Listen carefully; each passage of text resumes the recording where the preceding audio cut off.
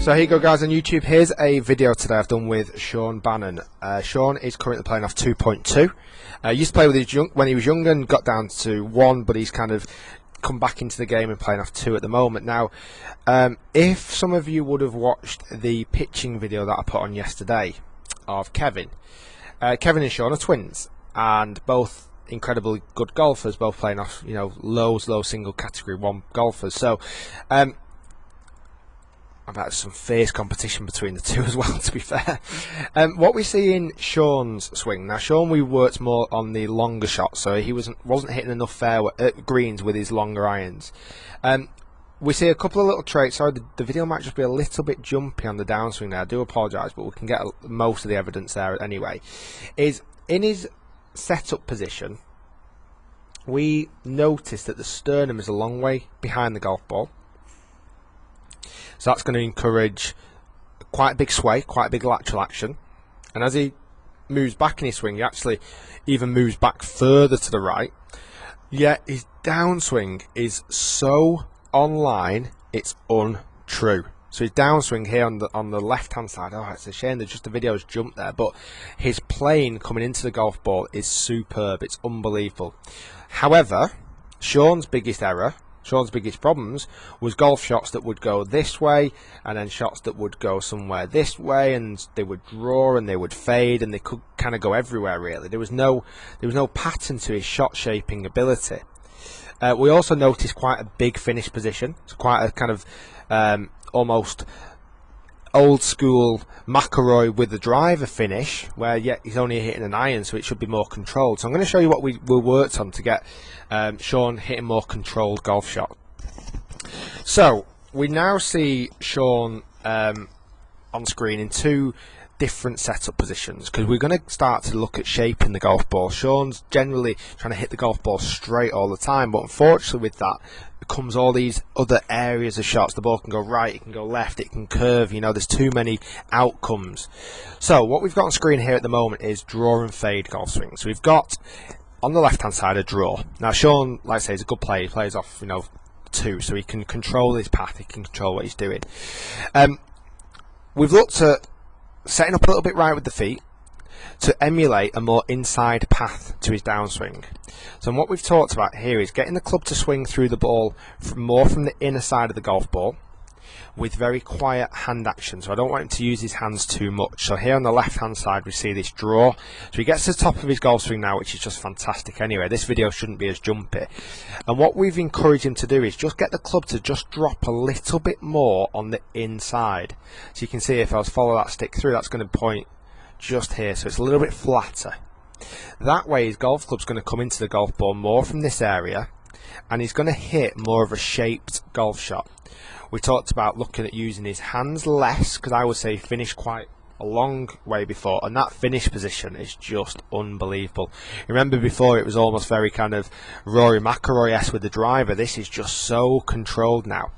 The reason why I've got him to do this, and on the right hand side I'm going to show you why we've got him hitting a fade, is with a draw there's only 3 possible outcomes. There's a push, so when his club face is squared up to his path too much.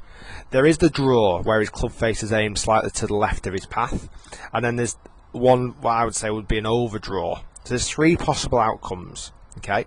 Which is not great, I understand, but at least it's better than having 8 possible outcomes. So then we came on to hitting some fades. So we got the alignment stick going to the left.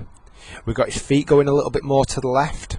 And we encouraged him to swing across the ball better, again with really quiet arms. So we're not using his hand action at all through the golf shot. That way when he comes down, he gets a little bit more outside on his downswing. You can see the difference there. So where the line before pointed on the outside of the golf ball is a bit more outside and steep. We talked about not using the hands too much, and we started to hit some unbelievable little fade golf shots. The ball would curve from left to right and finish smack bang on target. Now, we came to the conclusion that the fade was a much safer shot, because with a fade, we only were seeing little pull shots or fade golf shots. So only 2 possible outcomes. So we've taken it from him swinging bang on plane, but not being able to control the contacts and the face and everything else, and in hitting 8 different types of golf shot. We then talked about hitting a draw, so that eliminates 5 of them, and he was only hitting 3. And then we even talked about hitting a fade, which eliminates 6 possible ball flights, and he was only hitting 2. So that's the way he can control his golf swing a little bit more. The last thing I just wanted to show you was what we worked on face-on view as well. So we go back to face-on, and we saw before this very big, bold finish position. So what we've talked about now is keeping the sternum more over the top of the golf ball, which we've pretty much accomplished. It's a little bit back there, but not too bad. Talked about staying more centralised, so trying to keep his head more over the top of the golf ball, which he's succeeded with. And then once he's been hitting that draw shot, I was talking about using the arms quieter. So normally here, if we take it back to his before, he would whip his hands and roll his hands and everything else through the golf ball. And this is why there's a lot of inconsistencies. We've talked about making the arms a lot quieter through the golf shot and controlling his follow through more. And you can see the difference in the finish there. It's just unbelievable finish position. So guys, that's how we've taken Shaun today, who was a 2 handicapper, swinging it too much online. It's a crazy statement, I know, and having 6 to 8 possible outcomes of a golf shot, 9 possible outcomes of a golf shot. To take him to 2 golf swings now where one of them only has 3 possible outcomes and the other one only has 2 possible outcomes. That way he can control the ball a lot better, and he has some knowledge about where the golf ball is going to go in a really simple way by drawing and fading it.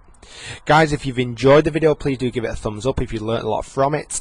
Again, you can check out Kevin's video, who is his twin brother, that I posted yesterday. Go and check that out on my channel. We worked on pitching, very similar characteristics to what Shaun's got, because they've always had kind of joint coaching throughout their golf careers. And I look forward to seeing them very soon, and I'm sure competition will even be fiercer now between these 2 competitors. Thanks for watching. Please do subscribe to the channel by clicking the link down below, and I look forward to seeing you all soon.